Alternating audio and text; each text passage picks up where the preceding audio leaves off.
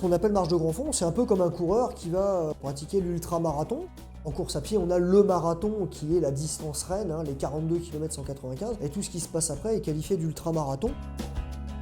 Nous, dans la marche, c'est un petit peu différent. Donc, tu as les distances dites de vitesse, donc qui vont du 5 au 50 km. 50 km, on est encore sur de la marche de vitesse, parce que ça va très très très vite. Près de 14 à l'heure pour les meilleurs. Donc, c'est quand même des vitesses qui sont assez impressionnantes. Le grand fond, c'est plutôt tout ce qui est à partir de 24 heures.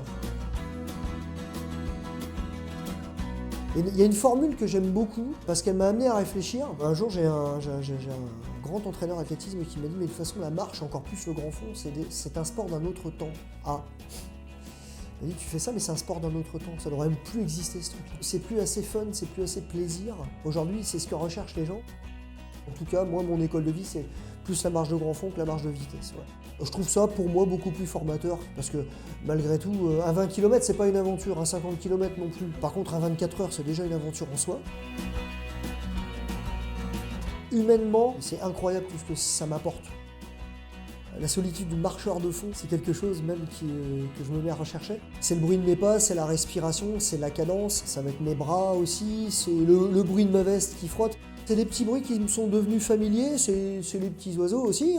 Et c'est la fluidité de la Moselle, c'est une discipline qui est très poétique par certains moments.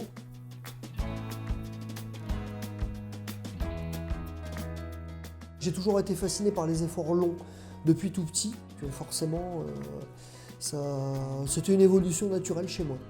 Voilà, sans savoir jusqu'où je pouvais aller, mais en voulant tester mes limites, j'ai vu que mes limites n'étaient pas encore là. Donc.